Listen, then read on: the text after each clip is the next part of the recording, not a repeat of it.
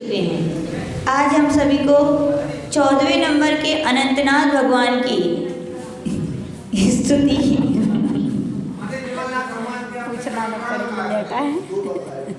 कल दो पढ़ाए थे। कौन से दो बताए थे? लाल नहीं, बांसुरी भगवान का लाल बताया था और विमल कल दो पढ़ाए थे ना, तो बांसुरी भगवान का लाल बताया था और विमलनाथ भगवान का स्वर्ण के समान बताया था। आज हम सभी यहाँ पर 14वें नंबर के भगवान अनंतनाथ भगवान हैं और उनकी क्या चिन्ह है? उनका शेही। और उनका जन्म अयोध्या में हुआ। कहाँ पर हुआ? अयोध्या में न हुआ। उनके पिता थे महाराजा शिवसेन, क्या नाम था? और उनकी माता का नाम था महारानी सर्वयशा, क्या नाम था? ऐसे महारानी सर्वयशा और महाराजा शिवसेन के पुत्र कौन थे? अनंतनाथ भगवान थे। और उन्होंने दीक्षा लेकर साधना करके सम्मेद शिखर जी के स्वयंभू कूट से, कौन से कूट से? स्वयंभू कूट आदिनाथ भगवान के दर्शन करने के बाद शीतलनाथ और अनंतनाथ दो एक साथ हैं। जब चंद्रप्रभु भगवान के उतरते हैं फिर आदिनाथ भगवान की चढ़ते हैं, उसके जस्ट बाद में दो कूट एक साथ आती है। नीचे शीतलनाथ भगवान की और उसके ऊपर अनंतनाथ भगवान के सफ़ेद कलर के चरण हैं भगवान के। कैसे हैं? ऐसे अनंतनाथ भगवान की हम यहाँ पर स्तुति सीखेंगे। आभ्यंतरम बाह्य मनेक धायः। आभ्यंतरम बाह्य मनेक धायः।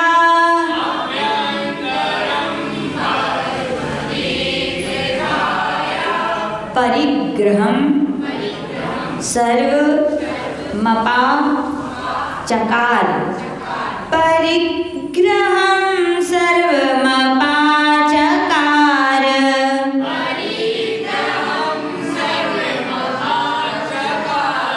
यो मार्ग मुद्दिश्य हितं जनानां।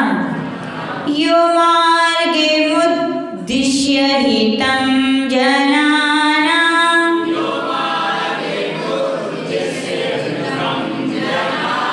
वन्दे जिनं तं प्रणमां यनन्तं।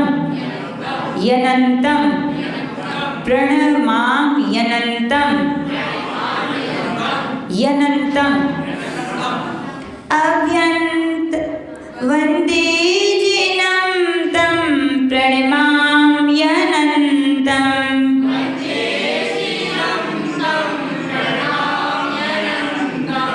प्रणमां, बड़ा माँ और आधा, प्रणमां यनन्तं, ठीक है ना? अभ्यंतरं वामनेक धायः। परिग्रहं सर्वमपा चकार। यो मार्गे मुद्दिश्य हितं जनानां। वन्दे जिनं तं प्रणमां यनन्तं।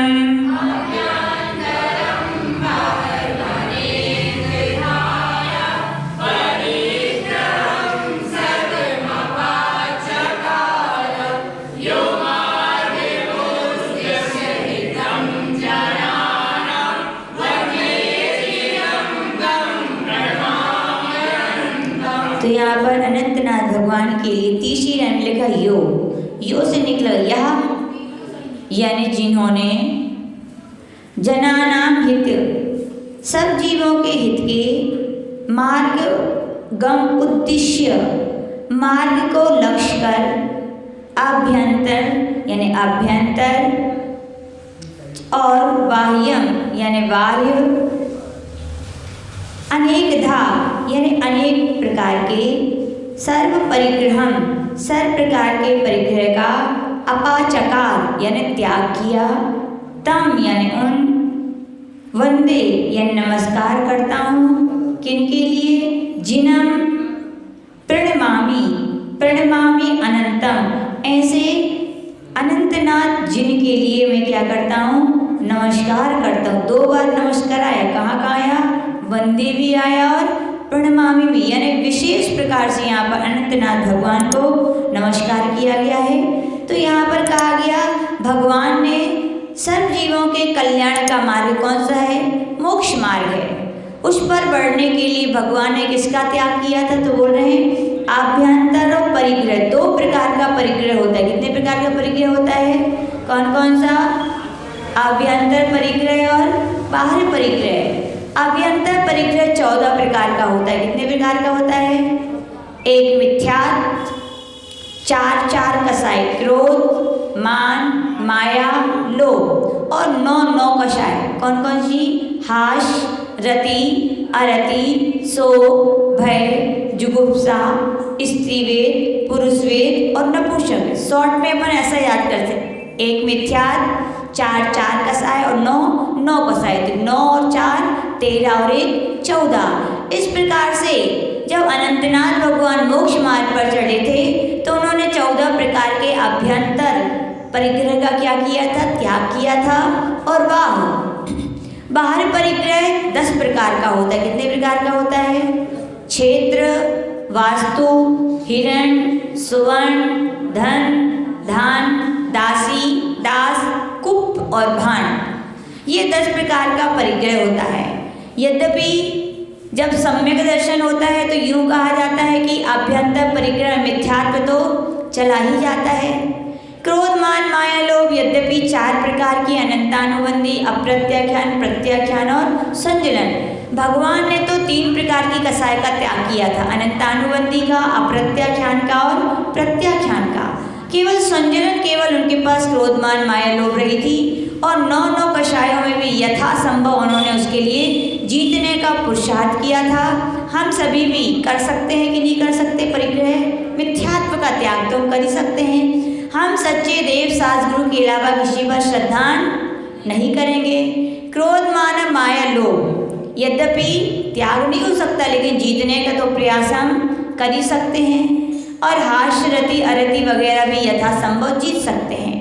10 प्रकार का बाल परिग्रह अनंतनाथ भगवान ने तो पूरी नवकोटि से छोड़ा था। हम नवकोटि से आप लोग नहीं छोड़ सकते, तो आप लोगों के लिए कहा जाता है उसकी मर्यादा बना लीजिए। क्या बना लीजिए? क्षेत्र यानी खेत। क्षेत्र का अर्थ क्या होता है? खेत। कि आपके यहाँ मान लीजिए 100 एकड़ की जमीन कितनी है और आप घर में 4 भैया हो, तो चारों की तो अकेले आपकी तो 100 एकड़ नहीं है, आपके हिस्से में कितनी आएगी? 25। तो समझदारी है 25 की 50 रख हो सकता है, 25 और गिफ्ट में मिल जाए। और आपको पता है इससे ज़्यादा ज़मीन हमें मिलने वाली नहीं है। तो श्रावक लोग क्या करते हैं कि जिंदगी भर के लिए 50 एकड़ से अपने नाम की, याद रखना घर में तो बहुत सारे सदस्य उनके नाम की है, तो उससे आपको कोई मतलब नहीं है। आपके नाम की जितनी ज़मीन है उससे कुछ और बढ़ा करके अपन मर्यादा बना सकते कि हम इतने एकड़ ही खेत रखेंगे, इसके अलावा हम, और जिसके नहीं है नाम के उनको तो क्या करना चाहिए? त्याग ही कर देना चाहिए। अब बोले क्या फ़ायदा? ये फ़ायदा है दुनिया में कितने सारे खेत हैं, खेती होती तो हिंसा होती है कि नहीं? और उस खेत के नियम से झूठ भी बोलता है, चोरी भी होता है, सब कुछ पाप होते हैं। यदि अपना मर्यादा नहीं होते, नियम नहीं होते, तो सारी खेतों में जितनी हिंसा हो रही है उसमें अपनी भी भागीदारी होती है। क्या होती है? और अपन ने नियम ले लिया तो आपके लिए कितना केवल पाप लगेगा? 25 एकड़ या 50 एकड़। ये तुमने बहुत बता दिया, इतना होता नहीं है लोगों के पास, भी हो सकता है। तो अपन अपने नियम ले लेते हैं। तो क्या है? ये क्षेत्र की मर्यादा, आप लोग ऐसा कर सकते हैं। वास्तु यानी मकान भी अपने नाम का होना चाहिए। घर में साथ में रहते हैं तो एक पत्नी का है तो वो आपका नहीं है नाम। यदि पति पापा के नाम का है, मम्मी के नाम का, तो वो आपके नाम के जितने मकान हैं आप उतनी मर्यादा दे सकते हैं। आपके नाम के 2 हैं और आपकी संभावना है कि अब मुझे मिलने वाला नहीं है, तो अपन तो 2 की ही रखें। क्या करना है ज़िंदगी में? हाँ, और फिर भी मान सकते हैं आपको खरीदना है, बढ़ा लीजिए 2 और, ज़िंदगी भर के लिए 2-4 मकान काफ़ी हैं। ऐसी इसकी मर्यादापन को बना लेना। क्षेत्र, वास्तु, हिरण्य, सुवर्ण। हिरण्य का अर्थ होता है चांदी। हो सकता है आपके यहाँ चांदी की दुकान हो, तो याद रखना दुकान से आपको मतलब नहीं है। चांदी यानी आप अपने यूज में कितना यूज करेंगे, आप चांदी के बर्तन बनवा लीजिए, आपके चांदी के आभूषण हो सकते हैं। जितने आप यूज़ करते हैं 1 किलो 2 किलो 5 किलो ज़्यादा से ज़्यादा, इससे ज़्यादा आप अपने लिए चांदी क्या यूज़ करेंगे।